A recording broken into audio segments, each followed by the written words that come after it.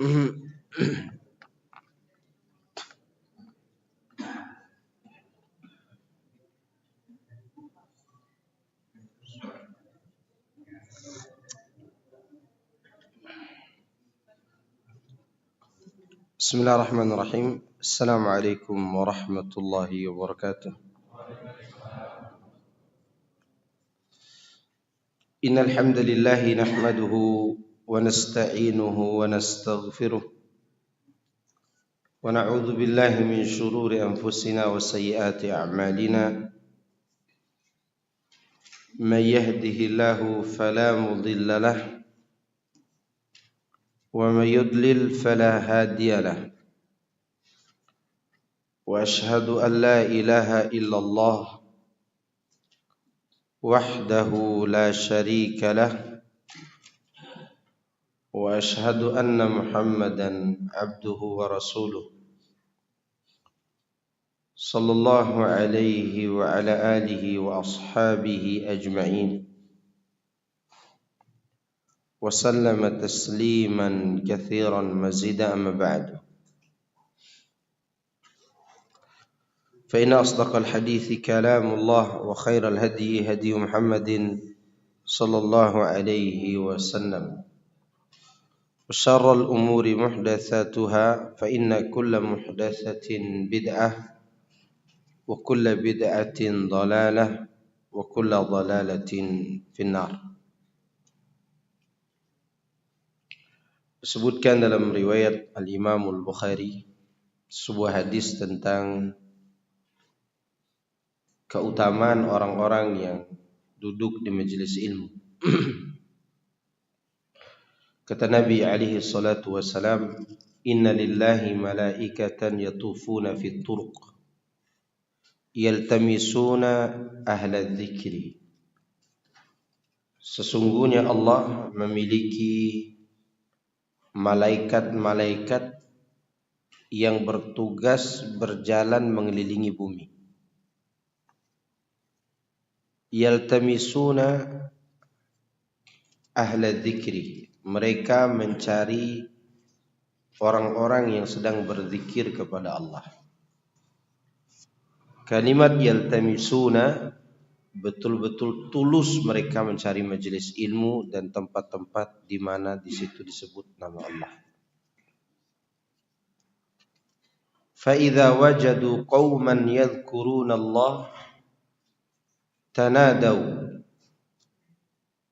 maka apabila mereka telah menemukan orang-orang yang sedang berzikir kepada Allah, mengingat Allah, mereka akan saling memanggil.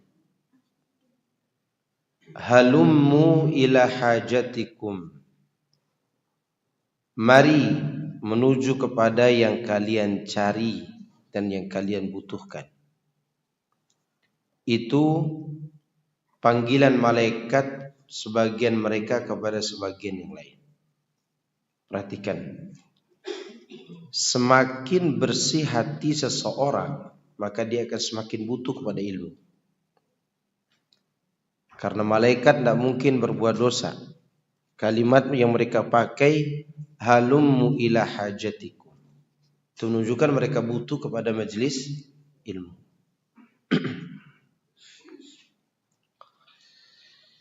Fayahufunahum bi ajnihatihim ila sama'id dunya. Para malaikat itu mengerumuni orang-orang yang sedang mengingat Allah tadi, sampai malaikat itu membumbung sampai ke langit. Mereka menyusun diri sampai ke langit. Saking banyaknya malaikat yang mengerumuni orang-orang yang ada di majelis ilmu atau majelis zikir tadi.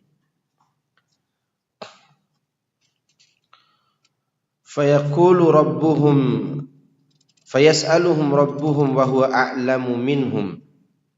Allah bertanya kepada malaikat itu tentang hamba-hambanya yang ditinggalkan oleh malaikat tadi. Namun Allah sebenarnya lebih tahu daripada malaikat. Tapi Allah Dzul Hikmah, pemilik hikmah. Dia tetap bertanya kepada malaikat sebagai bentuk tugas ataupun agar mereka menunaikan tugasnya, yaitu melapor keadaan hamba-hamba Allah. Kata Allah Azza wa Jalla, "Madza yaqulu ibadi?" Apa yang dikatakan oleh hamba-hambaku? Yaqulun yusabbihunaka wa yukabbirunaka wa yahmadunaka wa yumajjidunaka. Malaikat menjawab, mereka sedang bertasbih, mensucikan namamu. Mereka sedang mengagungkan namamu. Dan mereka sedang memuji-muji engkau. Serta sedang memuliakanmu. Qala yaqul, Nabi mengatakan, Allah berfirman, hal ra'auni, apa mereka melihat aku, kata Allah. Yaqulun la ma ra'auka, tidak, mereka tidak melihat engkau.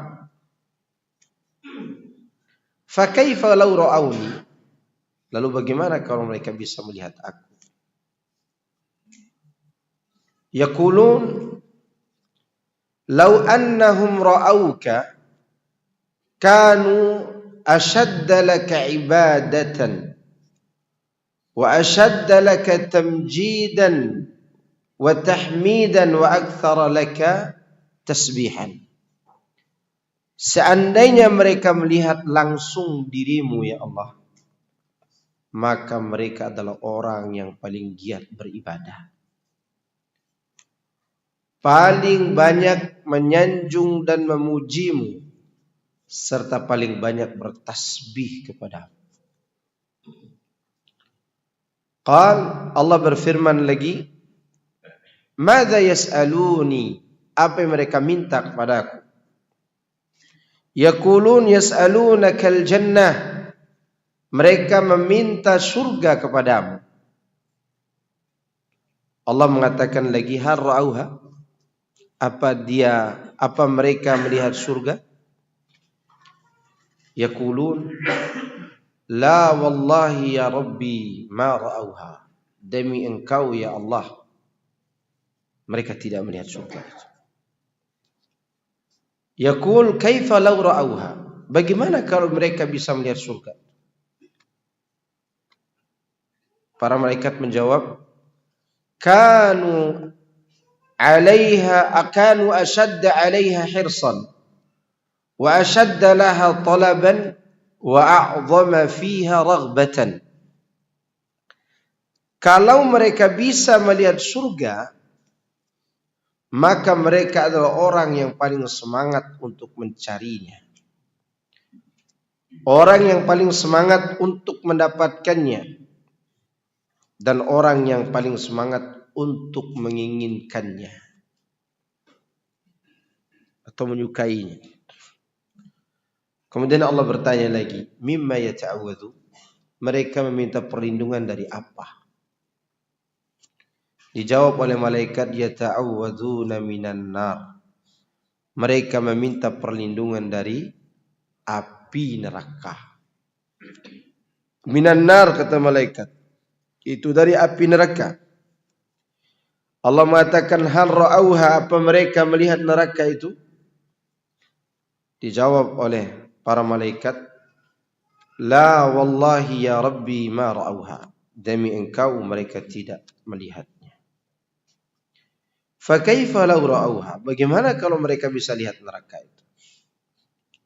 Yaqulun law annahum ra'auha kanu ashadda minha firaran wa ashadda minha makhafatan. Andai kata mereka bisa melihat neraka itu, mereka adalah orang yang paling jauh melarikan diri dari neraka itu, dan orang yang paling takut kepadanya. Lalu Allah mengatakan kepada seluruh malaikat, inni ushidukum anni qad ghafartu lahum. Aku jadikan kalian semua wahai malaikat sebagai saksi bahwa aku sudah mengampuni dosa mereka semua.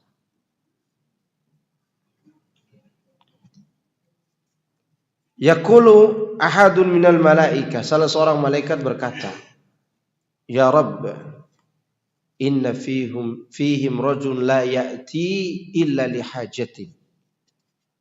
Di tengah mereka itu ada seorang laki-laki yang tidak datang ke majelis tersebut kecuali karena urusan yang lain, bukan urusan ilmu. Artinya ditanyakan bagaimana kondisi orang yang tidak punya keinginan belajar, dia hanya duduk saja, atau dia punya keinginan ketemu temannya atau yang lainnya. Apa kata Allah?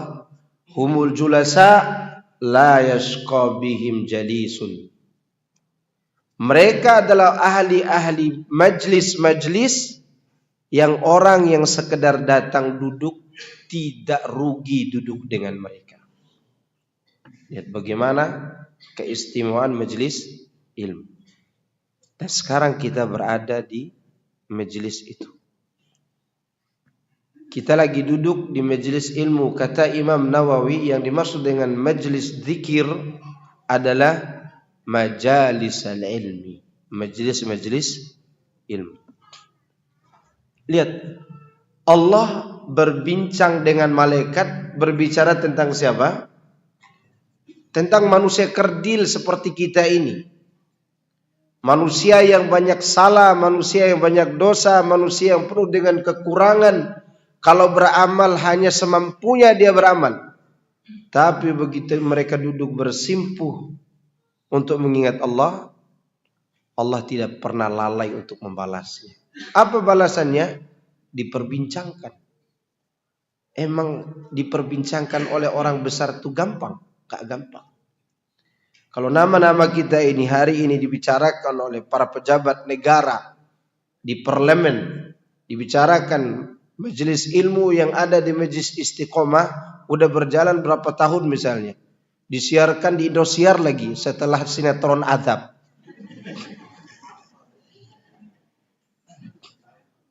Iya, gimana senangnya itu. Lalu bagaimana kalau yang berbicara itu pemilik langit dan bumi, Allah Azza wa Jalla, yang menguasai segala-galanya, dia tidak butuh kepada kita. Tapi begitu dia memberi rahmat dan kasih sayangnya, dia bicarakan juga manusia kerdil-kerdil ini. Semoga kita semuanya masuk dalam golongan majelis tadi. Kata para ulama, majelis yang dimaksud itu termasuk di dalamnya majelis ilmu. Orang-orang yang sedang berzikir kepada Allah. Berbincang santai tapi mereka berbicara tentang Allah. Termasuk juga berjemaah dalam sholat. Rugi orang yang tidak sholat berjemaah.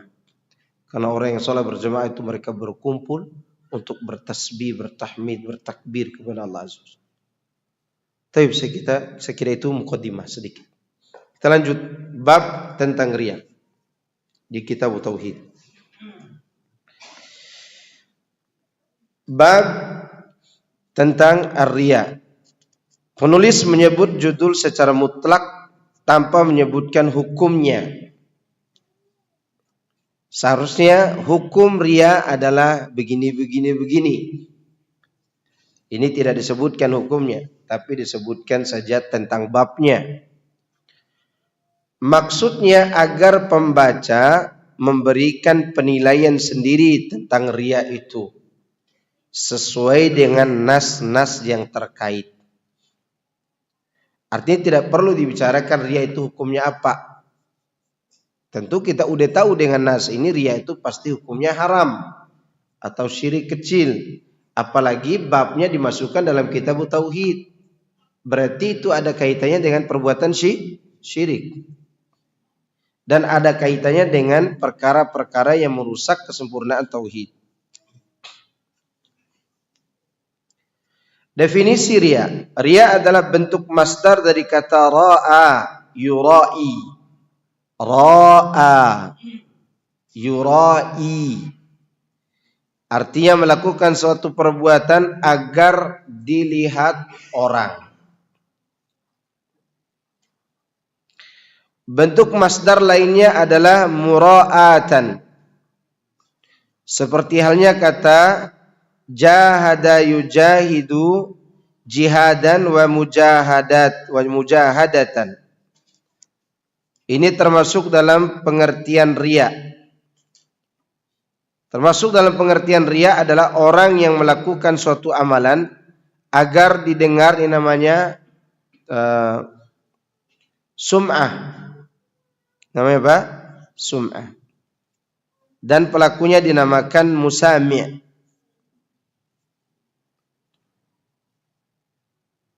Perlu dijelaskan sedikit. Yang dimaksud riya di sini adalah kaitannya dengan hati, bukan kaitannya dengan seluruh amal. Karena ada amal yang tidak bisa kita sembunyikan. Harus ditampakkan. Seperti apa? Salat berjemaah di masjid. Jangan sampai orang-orang yang salat di rumah punya alasan nanti, kenapa ente tidak ke masjid? Takut riya, Pak Ustaz. Ya. Ini salah paham. Yang dimaksud adalah hati. Termasuk sedekah. Sedekah itu pilihan. Mau memilih yang sembunyi atau yang nampak terang-terangan. Jika orang sedekah terang-terangan, kita tidak bisa katakan itu riya. Kenapa? Karena kaitannya dengan hati dan niat dia. Oleh karena itu riya itu kaitannya dengan apa? Niat di dalam hati. Bukan sekadar amal yang ditampakkan. Karena terkadang amal itu kalau ditampakkan ada manfaatnya. Misalnya kita hidup di tengah-tengah orang berduit, tapi pelit. Sedangkan kita juga beruang, berduit, tapi tidak sehebat mereka. Kita tampakkan sedekah depan mereka agar mereka meniru. Bapak yang cuman punya mobil Kijang tahun 98 aja rajin apa? Bersedekah. Kita punya Alphard, punya Expander, ya, Pajero Sport, punya kuda pincang lagi. Ya. Maka kelakuan seperti itu dibolehkan untuk mengajak orang lain dengan keadaan, tapi tetap dijaga niat. Lihat Allah katakan dalam surah Fatir, innal ladzina yatluna kitaballah wa aqamus salata wa anfaqu mimma razaqnahum sirran wa alaniyah yarjuna tijaratan lan tabur. Inti dari ayat ini di akhirnya Allah katakan sesungguhnya orang-orang yang membaca kitabullah, mendirikan salat dan berinfak dari harta, sebagian harta yang kami infak rezekikan kepada mereka, baik terang-terangan, baik sembunyi-sembunyi maupun terang-terangan. Sampai sini tidak ada masalah. Yang menjadi inti adalah akhir ayat, yarjuna tijaratan lan tabur. Dengan semua amal itu mereka berharap perniagaan yang tidak pernah merugi. Berniaga dengan siapa yang tidak pernah rugi? Allah Azza wa Jalla. Nah, ini yang jadi inti masalah. Karena kalau semua amal sekali lagi disembunyikan, maka saya harus isi kajian dengan cadar. Pakai cadar, pakai helm lah minimal. Kalau ditanya orang, siapa tuh Ustaz? Enggak tahu, dia tidak mau riya tuh. Tentu itu salah paham tentang apa? Riya. Yang benar adalah niat di dalam hati ingin disanjung, ingin dipuji oleh manusia. Itu yang menjadi masalah. Disebutkan dalam hadis, dari hadis Nabi SAW, beliau bersabda, man ra'a Allahu bihi wa man samma'a Allahu bihi. Barang siapa yang melakukan riya atau memperlihatkan amalnya untuk dipuji, Allah akan memperlihatkan aib-aibnya di hadapan manusia. Dan barang siapa yang memperdengarkan amalnya, maka Allah akan membeberkan aib-aibnya di hadapan manusia. Karena manusia itu kadang pandai menyembunyikan dosa, tapi dia menampakkan amal. Iya enggak? Tidak ada lagi dosa yang paling mengerikan kecuali dosa hati. dosa kesyirikan. Riya adalah akhlak tercela dan termasuk sifat orang-orang munafik. Allah katakan wa idza qamu ila salati qamu kusala yura'una an-nas wa la yadhkuruna Allah illa qalila. Apabila mereka berdiri untuk salat, mereka lakukan dengan malas. Mereka bermaksud ingin dipuji, riya di hadapan manusia. Dan mereka tidak mengingat Allah kecuali sedikit sekali. Terkadang orang sholat berjamaah karena sebentar lagi 2024. Ya, atau karena ada pemilihan calon kepala desa. Tapi ada pemilihan calon yang tidak perlu riya. Calon RT, nggak ada yang mau jadi RT. Bahkan RT itu minta orang kudeta dia. Udahnya repot, gajinya sedikit lagi. Itu menunjukkan bahwa amal itu tergantung apa? Niat, bukan karena nampak atau tidaknya. Namun ada amal yang perlu disembunyikan, tidak perlu ditampakkan. Seperti halnya seseorang sholat malam atau dia berzikir sendirian, ya, atau dia bisa menyembunyikan popularitasnya sebagai seorang ulama atau seorang alim ketika ada hal-hal tertentu, misalnya berjihad di jalan Allah, seperti dilakukan oleh Abdullah bin Mubarak. Abdullah bin Mubarak tidak ada yang tahu kalau dia itu mujahid. Kalau di majelis ilmu ya dia seorang alim. Tiba-tiba ada satu prajurit yang berjihad mati-matian di depan tanpa diketahui siapa orangnya. Setelah itu dia menghilang. Itu Abdullah bin Mubarak biasanya. Dan ditemukan oleh murid-muridnya ketika dia ganti kostum. Ya. Itu juga boleh. Juga boleh seperti itu. Karena untuk menjaga keikhlasan. Makanya Abdullah bin Mubarak itu namanya itu sampai sekarang sebagai nama yang harum disebutkan. Ya. Padahal kita tidak pernah tahu nasab dia orang mana, di zamannya jauh dari kita, tapi seakan-akan dia baru kemarin kita dengar nama itu. Kenapa? Karena keikhlasannya. Jadi jangan pernah kita putus asa ketika kita ikhlas dalam berbuat. Mungkin hari ini kita tidak dikenal orang atau tidak dikenal di Indonesia, tapi di India kita dikenal. Misalnya, kan ada yang tahu betapa banyak orang tidak dikenal di daerahnya, tapi di luar dia seperti lampu. Tahu lampu yang biasa itu? Lampu yang biasa yang fittingnya di luar. Itu kan gelap di tengahnya. Di luarnya terang. Itu karena ada amalannya. Ada yang bertanya, kenapa si Ustadz Fulan tegas, dia keras, dimarahi juga kita di situ, tapi masih betah kita duduk di situ? Kenapa? Karena hatinya. Ada orang juga keras seperti dia, biasa aja rasanya. Perbedaan di mana? Di hati. Hati itu yang menjadi masalah. Tapi riya perlu dibahas melalui dua sisi. Pertama hukumnya. Sisi pertama apa? Hukumnya. Kedua hukum ibadah ketika dicampuri riya. Jadi pertama hukum riya itu sendiri. Yang kedua hukum ibadah yang tercampur riya. Dua hal yang berbeda ya. Kita bicara dulu hukum riya. Riya termasuk syirik kecil. Karena ketika seorang melakukan suatu ibadah dengan maksud untuk selain Allah, mungkin saja dia sampai pada syirik akbar. Nah, lihat.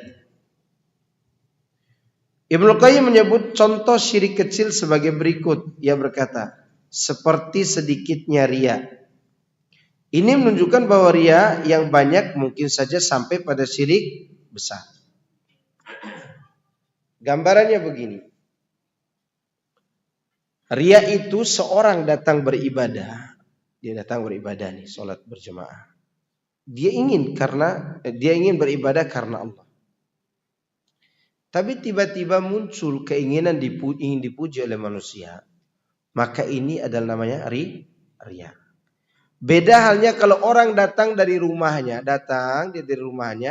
karena menginginkan orang-orang di masjid.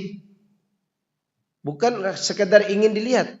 Tapi yang dia tuju adalah orang-orang yang ada di masjid. Misalnya dia calon kepala desa supaya dapat suara misalnya.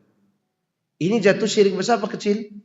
Bisa jatuh syirik besar. Bisa jadi, bukan syirik besar ya.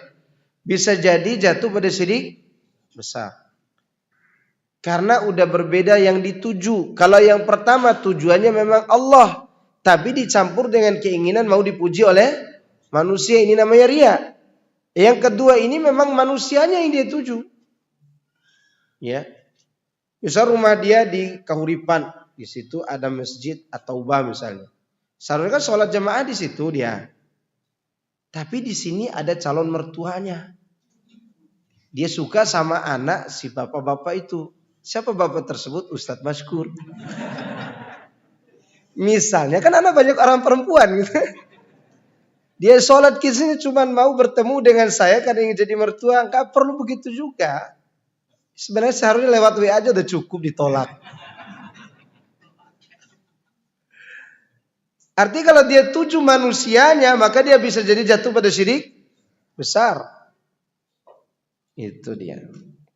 Berarti riya itu seperti dikatakan oleh Syekh Sa'di dalam kitabnya Al-Qaulus Sadid, Ta'liq Kitab Tauhid, beliau mengatakan Asyirkul asghar ma yatawassalu bihi ila syirkil akbar. Syirik kecil itu adalah sesuatu yang mengantarkan seorang kepada syirik besar. Dan bisa juga terjadi pada ustadz-ustadz. Jika ustadz isi kajian karena inginkan jamaahnya, berbahaya. Ya enggak? Dia berharap kalau dia datang kajian harus orang banyak menggelegar gitu orang datang. Kemudian begitu tidak ada yang datang, dia tidak semangat isi kajian. Ini masalah. Kecuali di sana dia berpikir tentang masalah maslahatan mudarat, itu lain lagi. Tapi kalau tujuannya adalah jamaah bisa bermasalah. Bermasalah dengan apa? Dengan niat. Karena riya itu tipis dengan syirik besar. Yang menentukannya adalah hati. Kemudian kedua, hukum ibadah yang tercampur dengan riya. Kesimpulannya riya hukumnya adalah syirik, syirik kecil. Kedua ini adalah hukum ibadah yang dicampuri riya. Ibadah seperti ini terbagi menjadi 3 sisi. Yang pertama, motif melakukan ibadah sejak awal adalah agar dilihat orang lain. Seperti orang yang mengerjakan sholat dengan niat dilihat orang lain, bukan berniat untuk mencari wajah Allah. Ini syirik dan ibadah yang dilakukan batal. Ibadah yang dilakukan apa? Batal. Kedua, riya menyertai ibadah di sela-sela pelaksanaan. Artinya, motif melakukan ibadah pada mulanya ikhlas karena Allah. Lalu setelah itu muncul riya di sela-sela pelaksanaan ibadah itu. Jika bagian akhir ibadah tidak didasarkan pada bagian awal ibadah, maka bagian awalnya sah secara mutlak. Sementara bagian akhirnya batil. Contoh, seorang memiliki uang 1 juta rupiah. Ini siapa yang terjemahkan 1 juta rupiah? Padahal ini kan uang dinar, bahasa Arabnya. Oke, kita 1 juta rupiah lah. Contoh, ya 100 rial lah. Yang ia persiapkan untuk sedekah. Lalu ia mensodakohkan 500.000 dengan ikhlas. Oke, tadi uangnya berapa? 1 juta. Lalu 500.000 dia infakkan dengan ikhlas, dan 500.000-nya lagi dia sodakohkan dengan riya. Maka sodakoh yang pertama hukumnya sah, yang kedua batil. Ya, kedua batil. Sementara bagian akhir ibadah didasarkan pada bagian awalnya, maka ibadah ini terbagi menjadi 2 kondisi. Pertama, yang bersangkutan terus berupaya menangkal riya itu, melawan riya dari hatinya, dan tidak merasa tenang dengan adanya riya, bahkan ia berpaling dan membenci perasaan tersebut. Munculnya riya seperti ini sama sekali tidak berpengaruh berdasarkan hadis Nabi SAW. Inna Allah tajawaza an ummati ma haddasat bihi anfusaha ma lam ta'mal aw tatakallam. Sesungguhnya Allah memaafkan dari umatku apa yang dibicarakan hatinya, selama ia tidak melakukannya atau mengucapkannya. Jadi yang ini orang yang awal ibadahnya karena Allah, tapi di sela-sela ibadah itu dia diserang oleh riya, ingin dipuji manusia, lalu dia melawan, bahkan dia tidak tenang dengan kehadiran perasaan itu sampai akhir ibadah. Maka riya yang ingin merasuki ibadahnya tadi tidak merusak ibadahnya sedikit pun. Kenapa? Karena ada perlawanan. Dan perlu diingat ikhwani fillah, riya itu tidak bisa hilang dari hati. Sebagaimana musuh kafir yang nampak tidak bisa hilang dari muka bumi.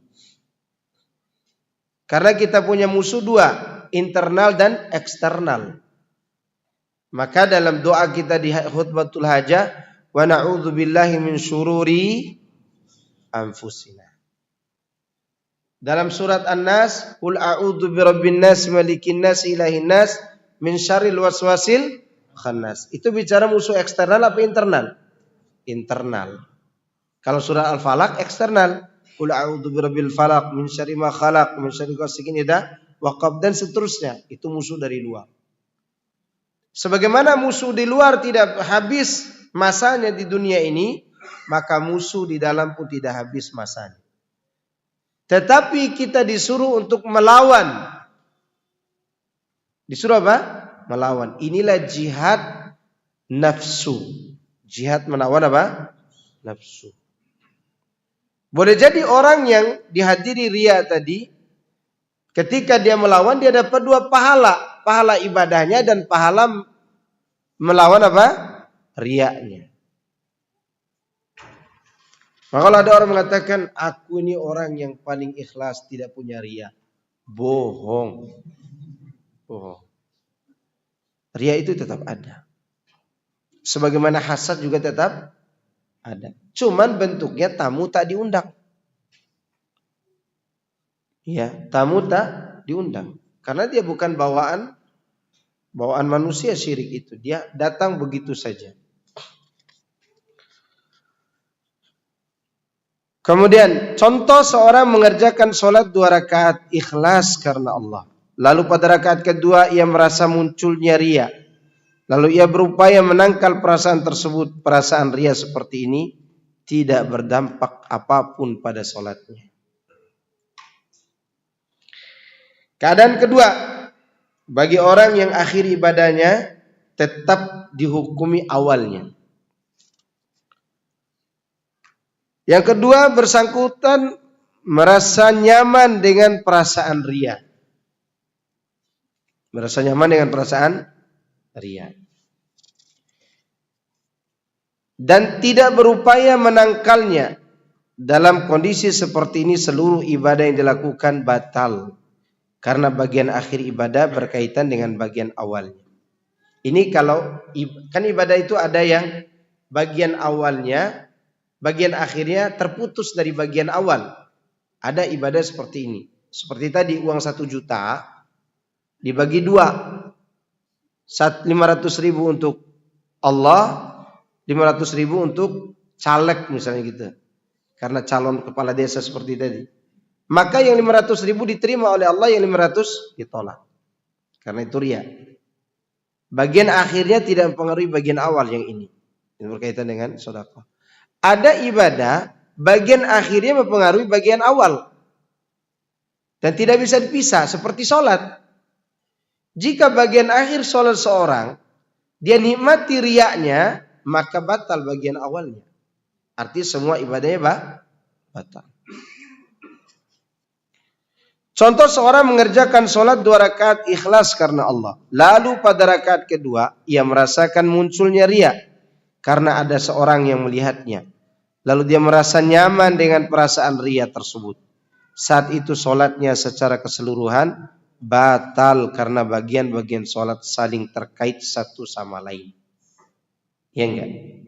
Kan tidak bisa orang sholat dulu serakaat untuk Allah. Setelah itu serakaat lagi untuk orang. Nggak bisa. Dia bagian yang bersambung. Ini mengenai bagian B. Riya yang muncul setelah berakhirnya amal ibadah. Tadi kan ada riya yang muncul di awal. Ya. Memang dia tujuannya untuk manusia. Ini syirik. Yang kedua tadi dirinci. Ketika ibadah muncul riya. Kalau riyanya dilawan, maka ibadahnya tetap sah. Ya. Ada juga riya itu ibadah tersebut bagian awal dan bagian akhirnya terpisah. Seperti sedekah dengan uang 100.000 atau 1 juta. Setengahnya untuk Allah, setengahnya untuk selain Allah, maka yang setengah diterima, setengah ditolak. Ada juga ibadah yang tidak bisa dipisah, seperti sholat. Nah, yang tidak bisa dipisah ini ada kondisinya. Kalau di tengah melaksanakan ibadah itu seorang melawan riya yang muncul, maka ibadahnya sah. Tapi kalau dia nikmati, maka ibadahnya rusak. Ini ketika riya datang di tengah ibadah. Sekarang riya itu muncul setelah menyelesaikan ibadah. Riya yang muncul setelah berakhirnya amal ibadah, riya seperti ini sama sekali tidak berpengaruh. Kecuali jika disertai perbuatan semena-mena seperti mengungkit pemberian, menyakiti perasaan orang lain melalui sedekah. Ya. Dosa perbuatan semena-mena ini berbanding dengan pahala sedekah. Sehingga membatalkan pahala tersebut berdasarkan firman Allah, ya ayyuhalladzina amanu la tubtilu shadaqatikum bil manni wal adza. Wahai orang-orang yang beriman, janganlah kalian merusak sedekah kalian dengan menyebut-nyebut dan menyakiti perasaan penerima. Perhatikan besarnya dosa ini. Secara umum, dosa itu satu dosa dibalas dengan balasan yang serupa, ya enggak? Sedangkan berbuat baik, satu perbuatan baik dibalas 10 kali sampai 700 kali sampai lipatan yang tidak terhitung. Sedekah termasuk amal yang berlipat-lipat pahalanya. Berarti mengungkit-ngungkit dan menyakiti orang yang diberi sedekah, dosanya sama seperti pahala sedekah. Berlipat-lipat. Karena sedekah yang banyak pahalanya tersebut, kalau sekiranya al-manni wal adzat balasannya cuma 1, maka dari 700 yang batal cuma 1. Ya enggak? Ini semuanya batal. Maka oleh karena itu, riya yang muncul setelah berbuat, kalau tidak disertai dengan sikap semena-mena dan kezaliman tadi, maka itu tidak berpengaruh. Ya, seseorang dia sudah bersedekah, dia sumbang ke masjid, tidak ada yang tahu dia nyumbang ke masjid nih, tidak ada yang tahu. Ya, istrinya juga tidak tahu, istrinya tahunya curiga aja. Misalnya, tapi dia sumbang ke masjid, uang tuh tiba-tiba tidak ada. Tiba-tiba si DKM ngomong, ini kayaknya uangnya Pak Hari deh ini. Ini soalnya uangnya ada mereknya ini. Lalu bicaralah Pak DKM itu, dan di situ ada Pak Hari. Ini ada orang nih sembunyi-sembunyi sedekah. Dia seneng si Pak Harinya itu dibicarakan. Nah senangnya dia setelah itu tidak masalah. Bahkan itu termasuk tanda adanya keimanan di dalam hati. Ya, barang siapa yang dibuat senang dengan kebaikannya dan dibuat sengsara dengan keburukannya, itu adalah tanda keimanan. Ya, tapi bukan di tengah-tengah ibadah. Bukan di tengah-tengah ibadah. Tidak termasuk riya manakala orang merasa senang ketika orang lain mengetahui ibadahnya. Karena perasaan ini baru muncul setelah ibadah selesai dilaksanakan. Juga tidak termasuk riya manakala orang merasa senang karena melakukan ketaatan. Bahkan perasaan ini termasuk bukti iman di dalam dirinya. Kata Nabi SAW, "Wa man sarrathu hasanatuhu wa sa'atuhu sayyi'atuhu fahuwa mu'min." Barang siapa dibuat senang oleh kebaikannya dan dibuat sedih oleh keburukannya, maka ialah orang mukmin. Iya. Ya. Jadi masalahnya di mana masalahnya? Masalahnya adalah di keinginan tujuan ibadah untuk apa? Kan perasaan senang dengan tujuan beda enggak? Beda, dua makhluk yang berbeda. Maka orang itu tanda dia ikhlas, dia takut amalnya ditolak, itu tanda ikhlas. Dia takut semua amalnya tidak diterima oleh Allah. Tapi dia semakin berbuat baik, itu tanda dia ikhlas. Namun ketika sewaktu-waktu ibadah dia dibicarakan orang dan dia senang dengan itu, wajar. Dan itu termasuk tanda keimanan. Nabi ditanya tentang hal itu, lalu beliau menjawab, itu adalah kabar gembira, tilka ajila busyral mu'min. Itu adalah kegembiraan yang disegerakan bagi orang beriman. Ini kegembiraan sebenarnya bagi orang yang beriman.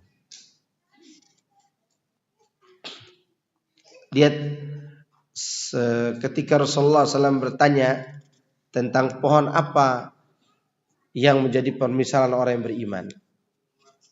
Nah, kan pohon kurma kan. Waktu itu Abdullah bin Umar dia tidak mau jawab karena ada banyak seniornya. Umar berharap anaknya jawab karena senang kan ada anak yang cerdas yang bisa jawab. Dan kesenangan Umar itu tidak tercela. Karena bukan untuk riya. Senang karena ada hasil yang baik. Itu anaknya. Sekarang kalau anak antum hafal Quran, dibicarain orang, ya anak antum tuh hafal Quran bagus banget, bacaannya bagus. Senang apa tidak senang? Ya kalau tidak senang, dibawa ke rumah sakit jiwa. Iya toh? Karena sesuatu menyenangkan dibicarakan orang, itu hasil usaha antum loh. Hasil usaha yang perlu mandi, perlu waktu menunggu 9 bulan. Dirawat, diruqyah juga. Istri ngidam antum ikut makan rujak. Mending makan rujak, mau pegang kepala botak orang Cina misalnya, dibawain juga. Dapat anak soleh, itu usaha namanya. Usaha namanya. Dan senang dengan itu, tidak masalah. Baik, Allah berfirman. Sekarang kita masuk dalil dari firman Allah. Ya masih ada waktu insyaallah. Allah Subhanahu wa taala berfirman, "Qul innama ana basyarum mislukum yuha ilayya annama ilahukum ilahu wahid. Faman kana yarju liqa'a rabbih falyamal 'amalan shalihan wa la yusyrik bi ibadati rabbih ahada." Katakanlah wahai Muhammad, sesungguhnya aku ini hanya seorang manusia seperti kalian yang telah menerima wahyu bahwa sungguhnya ilah kalian adalah ilah yang esa, sembahan kalian adalah satu. Maka barang siapa yang mengharap pertemuan dengan Rabbnya, maka hendaklah dia mengajarkan amal kebaikan dan janganlah ia mempersekutukan dengan suatu pun dalam beribadah kepadanya. Di sini Allah menyuruh nabinya untuk menjelaskan sesuatu agar tidak ada kesamaran. Allah katakan kul. Apa arti kul?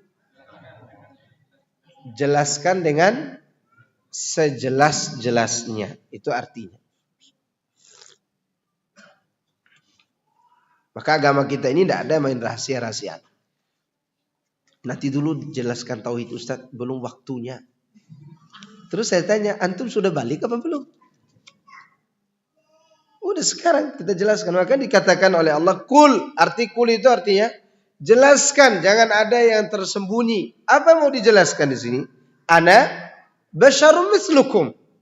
Aku ini hanya manusia biasa seperti kalian. Di mana Allah merintahkan Nabi mengatakan pada umat manusia kalimat tersebut. Kalam ini membatasi keberadaan Nabi SAW sebagai manusia biasa. Artinya beliau bukan Tuhan atau malaikat. Jangan kata malaikat, jangan kata Tuhan, malaikat aja enggak. Supaya apa? Supaya beliau tidak disembah. Dari sisi ini beliau tidak boleh diibadahi. Karena beliau manusia. Kemanusiaan beliau dikuatkan oleh firman Allah, mislukum, seperti kalian. Kata ini disebut untuk memastikan kemanusiaan beliau. Agar orang tidak bertanya, benar nggak beliau manusia? Jawabannya tidak perlu lagi ditanya. Kenapa? Ana basyarun. Sebenarnya udah cukup, aku manusia. Lalu Rasulullah SAW menambah mislukum, seperti kalian. Artinya dari sisi manusiawinya sama bahannya. Diciptakan oleh Allah Subhanahu wa taala. Dari air mani juga. Selanjutnya ini yang membedakan dia dengan manusia biasa. Yuha ilayya. Wahyu menurut bahasa adalah pemberitahuan dengan cepat dan rahasia. Seperti disebutkan dalam firman Allah, فَخَرَجَ عَلَى قَوْمِهِ مِنَ الْمِحْرَابِ فَأَوْحَى إِلَيْهِمْ أَنْ سَبِّحُوا بُكْرَةً وَعَشِيًّا. Maka dia keluar dari mihrab menuju kaumnya. Lalu dia memberi isyarat kepada mereka, bertasbihlah kalian pada waktu pagi dan petang. Sedangkan pengertian wahyu menurut syariat adalah pemberitahuan dari Allah berupa syariat. Kalau wahyu menurut bahasa memberitahu sesuatu yang dirahasiakan kepada orang tertentu. Tapi wahyu menurut syariat yaitu pemberitahuan Allah berupa syariat kepada Nabi dan Rasulnya. Maka menerima wahyu itu tidak gampang. Ya. Seperti ada wahyu Musailamah Al-Kadzdzab. Ana lupa sambungannya. Ya wabru, innama anta azmun. Apalah, lupa saya lanjutannya. Wahai kelinci, engkau hanyalah telinga dan ekor. Maksudnya apa? Tidak ada maksudnya. Jadi waktu itu Musailamah Al-Kadzdzab membawa wahyu untuk melawan surat Al-Asri. Surat Al-Asri yang dibacakan oleh Amr ibn al-As radhiyallahu anhu, dikala itu masih musyrik Amr ibn al-As. Ketika mendengar wahyu Musailamah, baru Amr ibn al-As pulang ke Mekah masuk Islam. Setelah tidak ada bandingannya Al-Quran itu. Ya. Maka wahyu itu adalah syariat yang Allah wahyukan kepada Rasulullah SAW. Melalui siapa? Melalui Jibril. Dan sebagiannya langsung dari Allah. Seperti sholat. Sholat itu langsung dari siapa? Dari Allah. Langsung diambil di langit. Jibril terkadang datang langsung mengajarkan ke hati beliau.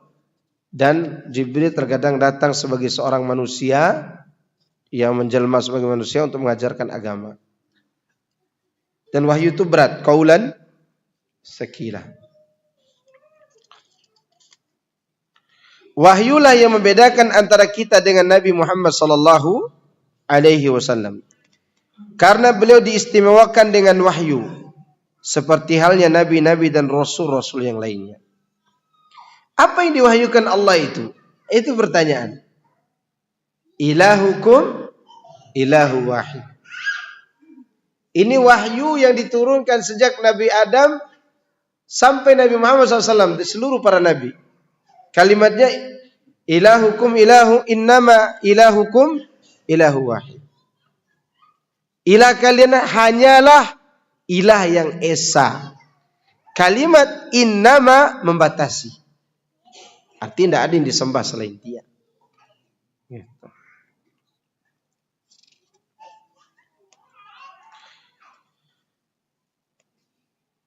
Maksudnya tidaklah kalian itu tidaklah ilah kalian, tidak ada sesembahan kalian itu selain sesembahan yang esa, yaitu Allah. Karena itu tidaklah pantas bagimu menyekutukannya dengan yang lain dalam ibadah yang merupakan hak murni baginya. Karena itulah setelah firman Allah ini, Allah berfirman, "Faman kana yarju liqa rabbih falyamal amalan salihan wa la yusyrik bi ibadati rabbih ahada." Itu menunjukkan ibadah kepada Allah itu murni. Tauhid itu murni. Kata Ibnu Qayyim, "At-tauhidu altafu syai'in wa azkahu wa anmahu wa atharuhu."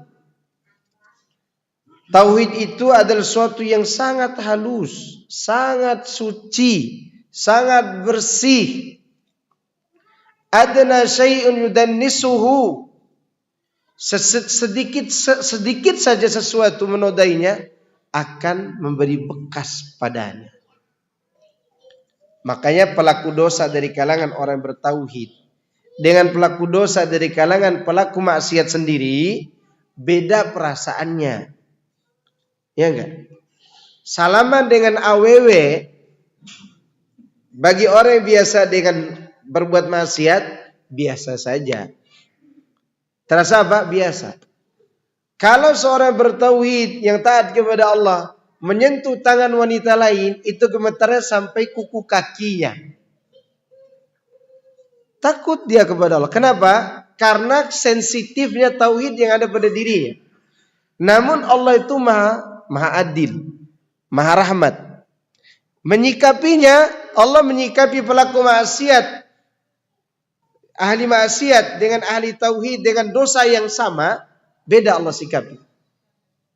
Beda Allah sikapi. Kalau ahli tauhid yang banyak kebaikan melakukan dosa yang sama seperti ahli maksiat, Allah sikapi berbeda. Tapi dosanya dosa kecil. Seperti yang sering saya contohkan, dosa melihat di jalan, lagi di lampu merah ada pengamen nyalain salonnya itu, sakitnya tuh di sini, ngomong gitu dia. Itu udah anak dengar tuh di lampu merah kalau lagi diam tuh. Ya, ada juga itu cinta satu malam tuh dinyanyikan tuh. Yang pakai salon yang dikalungin tuh. Itu kan semua orang dengar di situ tuh. Mau kita mau siapa? Itu dosa yang tidak bisa dihindari. Di jalan juga begitu. Ya. Lagi enak-enaknya kita, ya di helm kita lagi ngapain gitu. Tiba-tiba bau parfum di samping kita. Ternyata parfum wanita. Ternyata dia masih 5 meter jauhnya, baunya ke sini. Itu dosa yang tidak bisa dihindari. Itu juga dosa. Tapi Allah menyikapi A, B, C, D dari orang-orang yang bertauhid ini berbeda sesuai dengan amal. Kalau amal kebaikannya banyak, maka Allah menghapus langsung dengan amal itu. Selama tidak melakukan dosa besar. Seperti seorang penyair mengatakan, "Idzal habibu ata bi dzambin wahidin ja'at mahasinuhu bi alfi syafi." Jika seorang kekasih melakukan satu kesalahan, maka kebaikan yang banyak akan mendatangkan 1000 pembela. Itu cara Allah menyikapi orang-orang yang bertauhid. Maka tidak rugi kita belajar tauhid. Tidak rugi. Karena tauhid itu sensitif.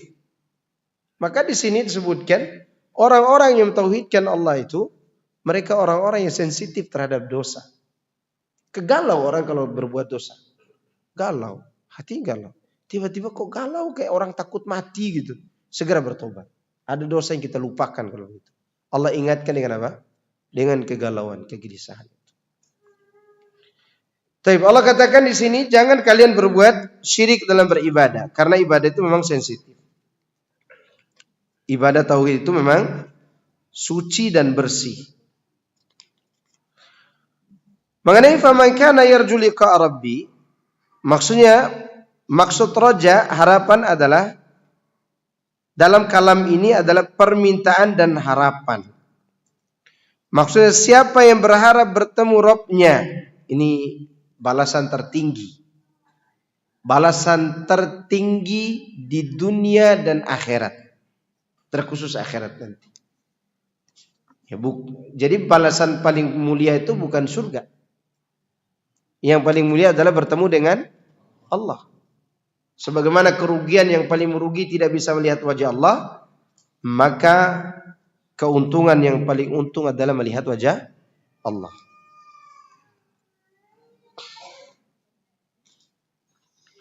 Yang dimaksud pertemuan di sini adalah pertemuan khusus. Karena pertemuan itu ada dua macam. Pertama, pertemuan umum untuk setiap manusia ketika dihisab. Ya ayyuhal insan innaka kadihun ila rabbika kadhan famulaqih. Hai manusia, sesungguhnya kamu telah bekerja keras menuju Rabbmu, maka kamu akan menemuinya. Ini pertemuan umum.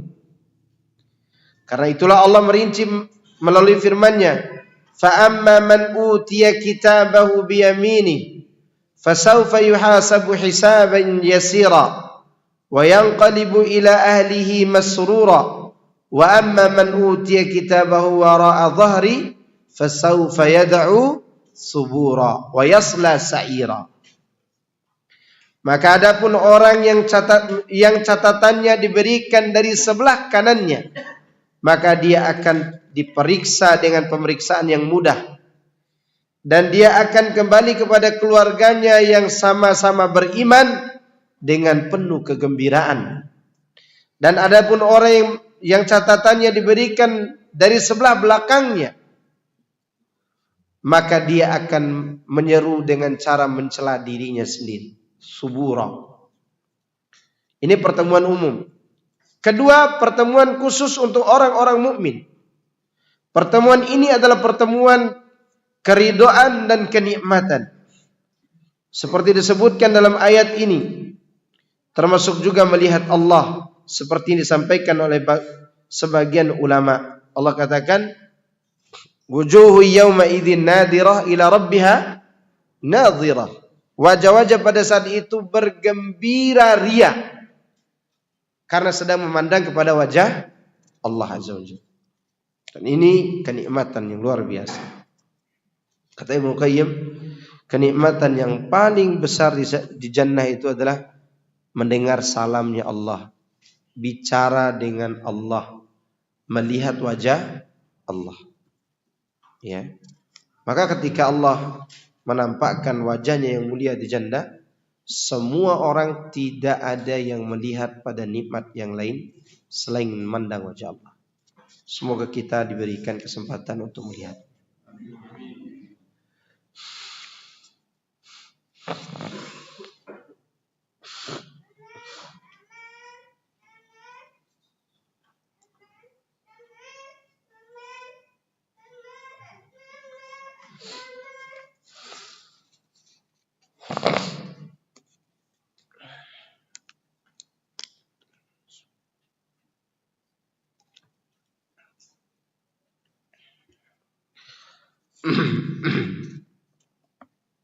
Tapi di antara yang perlu kita lakukan agar kita merealisasikan harapan itu, falyamal amalan salihan. Maka hendaklah dia mengerjakan amal kebaikan. Fa di sini di awal kalam mengaitkan jawab syarat, dan perintah di sini dimaksudkan sebagai arahan. Maksudnya, barang siapa yang ingin bertemu Allah dalam kondisi yang diridhoinya, maka hendaklah dia mengerjakan kebaikan.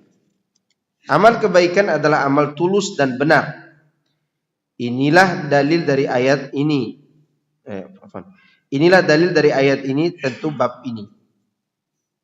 Maksudnya dalil dari ayat ini menguatkan bab tentang masalah riya tadi, di mana lawan dari riya adalah keikhlasan.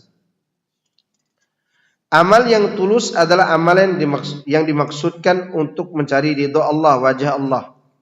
Dalilnya Rasulullah SAW mengatakan, innamal a'malu binniyat wa innama likulli imri'in ma nawa. Sungguhnya amalan-amalan itu tergantung kepada niatnya, dan setiap orang mendapatkan sesuai apa yang ia niatkan. Dan amalan yang benar adalah amalan sesuai dengan syariat Allah. Jadi ikhlas itu untuk mengharap wajah Allah, benar itu mengikuti syariat, mengikuti contoh Rasulullah sallallahu alaihi wasallam. Nabi mengatakan, man amila amalan laisa alaihi amruna fahuwa raddun. Hadis ini ikhwan berbicara tentang amal ibadah yang sudah disyariatkan, bukan amal ibadah yang ditambah-tambah, bukan. Lihat, barang siapa yang melakukan suatu amalan yang tidak sesuai dengan urusan agama kami, maka amalannya tertolak. Maksudnya begini, ibadahnya udah ada, sholat, puasa, zakat, zikir, haji, umrah, semua itu ada dalam agama. Namun ketika cara pelaksanaannya tidak sesuai dengan Rasulullah SAW, baru ditolak. Ini namanya bid'ah idhofiyah namanya. Bid'ah yang dimasukkan ke dalam ibadah berupa cara. Sholat disyariatkan enggak? Kalau dilakukan dengan cara sendiri, tidak dengan cara Nabi, maka jatuhnya perbuatan bid'ah. Ya, seperti orang, saya tidak mau ruku dan sujud, sholat cukup begini saja. Kalau sudah begini katanya sudah sholat. Tentu ini perbuatan bid'ah. Ini yang berkaitan dengan amal yang benar tadi, yaitu amal yang sesuai dengan syariat. Wala yusyrik, jangan dia berbuat syirik. La di sini adalah nahiyah, la larangan. Yang dimaksud adalah bimbingan atau arahan untuk berlaku ikhlas, gitu maksudnya. Karena ibadah secara khusus disebut sebagai ibadah, ya, karena ibadah adalah murni bagi Allah. Wala yusyrik bi ibadati rabbih ahada, artinya ibadah secara khusus disebut karena ibadah adalah murni hak Allah. Karena itulah dalam kalam ini disebut lafaz Rabbi yang mengisyaratkan alasan. Jelasnya sebagaimana Rabbmulah yang telah menciptakan kamu, tidak ada seorang pun yang bersekutu dengan Allah dalam menciptakanmu, maka ibadah juga harus ditujukan kepadanya semata. Jadi begini, Allah membentuk kamu seorang diri, dia pencipta kamu. Sekarang hasil daripada amalmu harusnya kau tujukan kepada Allah yang menciptakan kamu. Jadi kalau rububiyah itu mengesahkan perbuatan Allah, ibadah ini mengesahkan perbuatan kita untuk Allah. Itu beda rububiyah dan uluhiyah. Rububiyah artinya mengesahkan Allah dalam perbuatan Allah. Uluhiyah mengesahkan Allah dalam perbuatan kita. Tapi perbuatan kita yang disyariatkan Allah, bukan kita sendiri yang buat syariat. Seperti perkataan Ibnu Qayyim, fal abdu yatasarrafu bihukmil ubudiyah la lihukmi ikhtiyari li nafsihi. Seorang hamba itu dia berlaku ibadah, berbuat ibadah sesuai dengan hukum yang ditentukan Allah, bukan pilihan dia sendiri. Baru dia dikatakan beribadah kepada Allah. Jadi tauhid ibadah artinya apa tadi? Mengesahkan Allah dalam perbuatan kita, namun perbuatan kita yang sudah diatur oleh Allah. Jelas? Saya kira cukup sampai di sini. Adapun lafaz ahadan itu mencakup semua.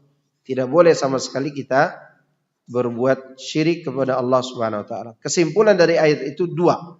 Beramal karena Allah dan mengikuti sunnah Rasulullah sallallahu alaihi wasallam. Baru kita mendapatkan apa yang kita harapkan berupa pertemuan dengan Allah azza wajalla.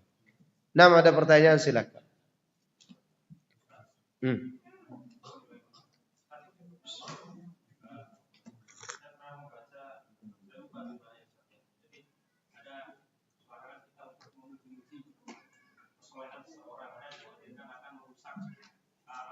Iya, betul. Itu dirinci. Dilihat kondisi orang tersebut. Jika dia rusak dipuji, jangan dipuji. Demikian juga kita kalau dipuji dan kita takut rusak diri sendiri, ya, kita juga berharap orang jangan sampai memuji kita. Tapi kalau dipuji dan kegembiraan itu muncul, ini ceritanya lain. Dipuji tapi kegembiraan itu muncul, maka itu tidak masalah. Itu tilka ajila busyral mu'min. Itu termasuk kegembiraan yang disegerakan bagi orang. Jika kondisi orang itu dipuji malah dia menjadi-jadi, artinya merusak dia, maka jangan dipuji. Ya, jangan dipuji.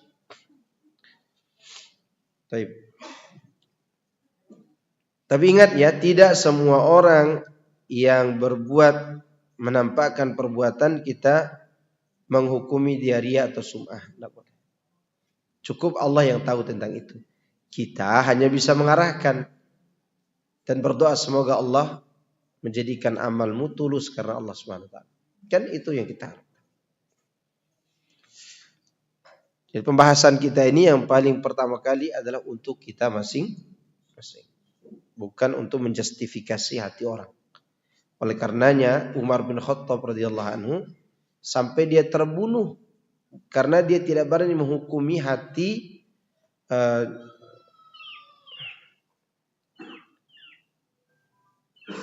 siapa yang nelpon?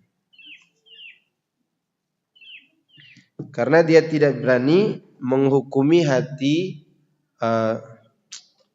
Hurmuzan yang ditangkap waktu di tahun 17 Hijriah. Dia dikepung oleh pasukan kaum muslimin, dia pemimpin Persia waktu itu, dan sampai membunuh saudaranya Anas bin Malik yaitu Bara bin Malik, terbunuh waktu itu. Umar marah mendengar kejadian terbunuhnya Bara bin Malik. Lalu Hurmuzani bilang kepada pasukan kaum muslimin, saya tidak akan keluar dari benteng saya sampai kalian menerima syarat saya. Apa itu? Jangan bunuh saya di sini, bawa saya di depan Umar. Karena orang ini tahu Umar itu tidak bisa memberi hukum secara batin. Umar itu selalu mengambil hukum zahir. Oke, kata kaum muslimin, baik, kami bawa engkau ke hadapan Umar. Umar ketika dengar orang ini yang membunuh Bara bin Malik. Bara bin Malik Pak, seorang saudaranya Anas yang kurus, yang memerangi Musailamah al-Kadzdzab. Itu orang kesayangan Umar. Cuman Umar tidak mau angkat dia jadi panglima, Bara bin Malik. Karena kalau dia jadi panglima, orang tidak ada yang pulang ke Madinah. Dia akan bawa semua pasukan sampai mati. Umar selalu taruh dia sebagai prajurit biasa. Terbunuh juga waktu itu. Umar marah mendengar Bara bin Malik terbunuh itu. Kemudian Umar melihat Hurmuzan. Umar hunus pedangnya dan dia mau memotong lehernya. Hurmuzan minta sesuatu. Ana boleh minta minum gak? Boleh minum. Begitu dia angkat gelas, dia letakkan lagi. Kata Umar, kenapa kau tidak minum? Takut air minumku keluar lagi dari kerongkonganku karena dipotong oleh engkau. Kata Umar, aku tidak akan motong sampai kau minum. Janji? Ya janji. Kemudian Hurmuzan menumpahkan air itu. Kenapa kau tumpahkan? Supaya kau tidak bunuh aku. Kan kau sudah berjanji kau tidak akan bunuh aku sampai aku minum air tadi. Dan airnya sudah aku tumpahkan. Bayangkan tuh penipu ini. Penipu, bayangkan. Orang sesoleh Umar, sehebat Umar tuh ditipu sama Hurmuzan. Tidak, saya tetap akan bunuhmu. Kata Anas bin Malik, jangan wahai Umar, kau telah berjanji untuk tidak membunuhnya. Sampai dia meminum air tadi dan airnya sudah tumpah. Kemudian Umar mengatakan, kamu tidak tahu dia membunuh saudaramu? Tahu ya Umar, tapi engkau sudah berjanji. Itu sahabat, lihat adilnya. Kemudian Umar mengatakan, baik, saya tidak akan jadi membunuhmu asalkan kau masuk Islam. Nah, pura-puralah dia masuk Islam. Dialah sutradara di balik pembunuhan Umar. yang dilakukan oleh Abu Lu'lu' al-Majusi. Abu Lu'lu' itu tidak tahu cara membunuh Umar, tapi sering didatangi oleh Hurmuzan ke penjara. Abu Lu'lu' ini termasuk pasukannya Hurmuzan yang ditangkap waktu perang itu, tidak mau masuk Islam. Nah kemudian diarahkan oleh Al-Hurmuzan ini, begini cara membunuh Umar sampai Umar terbunuh waktu sholat itu. Nah itu menunjukkan Umar tidak berani menghukumi hati Hurmuzan setelah dia masuk Islam. Padahal Hurmuzan ini penipu ulung. Penipu, orang Persia orang Majusi yang paling penipu Hurmuzan.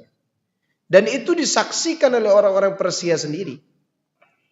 Tapi dia pura-pura masuk Islam yang akhirnya gara-gara dia Umar terbunuh. Itu menunjukkan kita pun harus mengikuti salaf kita. Jangan berani menghukumi hati orang karena itu hak siapa? Allah. Makanya nanti di hari kiamat ada mujahid, ada ahli sedekah, ada ahli ilmu, pembaca Quran yang disiapkan pahalanya sesuai dengan catatan malaikat perbuatan baik mereka. Tapi malaikat tidak tahu hati mereka. Yang tahu siapa? Allah. Ya, hati itu ditahu oleh Allah. Baik, ada lagi pertanyaan? Ada yang mau tanya enggak? Kalau tidak ada, kita tutup ya. Fadhal. Bapak-bapak dulu depan, nanti ibu-ibu ya, tahan dulu. Silakan.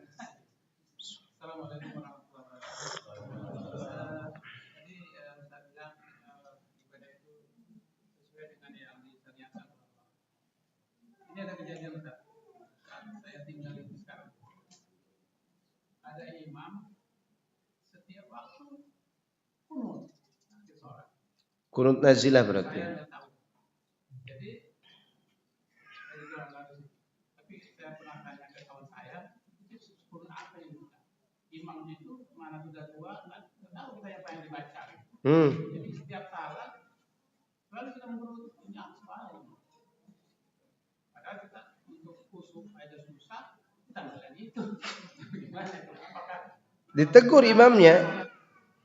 Ditegur imamnya. sudah ditegur tapi diam aja? Diganti kudeta imamnya. Iya. Jadi ada kepemimpinan yang boleh dikudeta, pemimpin sholat. Maksud saya itu sudah termasuk menambah syariat atau gimana? Menambah syariat, hanya saja di situ dia tidak merusak rukun dan tidak merusak syarat. Jadi sholat itu kalau ada sesuatu yang terlarang yang merusak rukun dan syarat, maka dia batal. Kalau itu dia menambah sesuatu yang dia sendiri melakukan kesalahan. Iya. Bagaimana kita sholat belakangan? Sebenarnya tidak masalah sholat kalau dia kunut nazilah. Cuma dia keliru. Kunut nazilah untuk apa? Itu dari mulai zaman Covid. Iya, karena gini. Orang kunut nazilah itu semua bala. Para ulama membagi bala itu ada dua. Ada bala melalui tangan musuh. Ada bala langsung dari Allah. Yang melalui tangan musuh perang. Ada makar. Itu kunut nazilah disyariatkan. Yang langsung dari Allah musibah gempa bumi, covid dan seterusnya. Itu tidak disyariatkan kunut nazilah. Maka para sahabat tidak ada yang kunut nazilah ketika kena ta'un. Tapi ketika perang mereka kunut nazilah. Ta'un itu termasuk musibah datang langsung dari Allah. Bukan lewat tangan musuh. Seperti yang disampaikan oleh Syekh Utsaimin dalam kitab ini di jilid pertama. Ya, di pembahasan tentang bahwa Nabi SAW tidak sanggup memberi hidayah kepada pamannya. Waktu itu Rasulullah SAW mendoakan keburukan 3 orang yang mematahkan gigi gerahamnya. Ma yuflihu qaumun sajju nabiyahum. Turun ayat laisa laka minal amri syai'. Waktu itu Nabi sedang berkunut tapi kunutnya dia laknat 3 orang yang akhirnya masuk Islam. Kunut nazilah namanya waktu perang boleh. Tapi ketika ta'un tidak ada orang kunut ta'un. Tidak ada riwayat para sahabat kunut waktu ta'un. Nah mereka ini menganggap semua musibah itu harus dikunutkan. Ya, termasuk pemilihan presiden 2024 kunut juga. Ajib. Ini kunut apa namanya? Kalau kunut nazilah sudah, mungkin nanti kunut rafi'ah nanti. Cukup ya? Ibu-ibu silakan. Waalaikumsalam warahmatullahi wabarakatuh.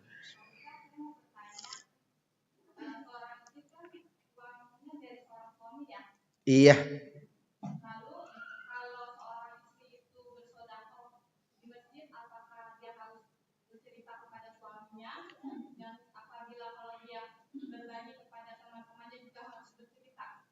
Kalau suaminya orangnya sensitif, diceritakan. Ibu dapat 2 pahala.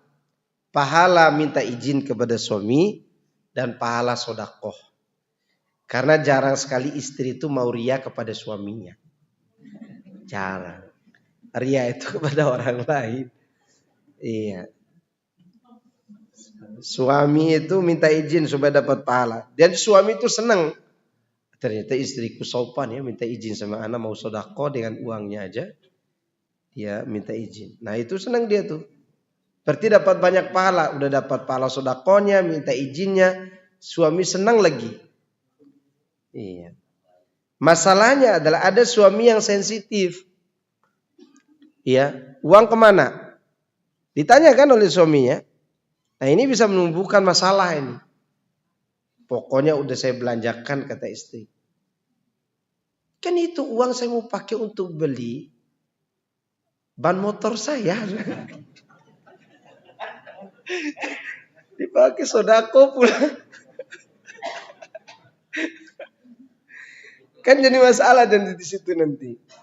Ya kasih tahu aja, siapa tahu dia lebih senang disedekahkan daripada pakai beli ban motor kan gitu. Maka dikasih tahu. Kan istri itu punya kewajiban untuk mendapat izin istri suaminya. Nah, silakan yang lain. Tapi tidak ada cerita suami minta izin sama istri kalau mau kasih ke orang tua. Istriku, tolong izinkan saya kasih ke orang tua saya. Ini namanya DKI. Di bawah kendali istri. Istri itu dikendalikan oleh siapa? Suami. Bahagianya istri ketika dia dikendalikan oleh suaminya. Tapi begitu istri ingin mengendalikan suami, seperti dia ingin mengalirkan sungai ke arah yang terbalik ke atas. Sulit. Akhirnya debat. Kalau udah debat, kacau. Kalau udah kacau, pokoknya pergi tidur ke masjid. Gak jadi tuh. Paling aman tuh. Minta izin sama suami. Tapi pada lagi. Cukup ya. Subhanakallahumma wa bihamdika. Asyhadu an la ilaha illa anta astaghfiruka wa atubu ilaik. Assalamualaikum warahmatullahi wabarakatuh.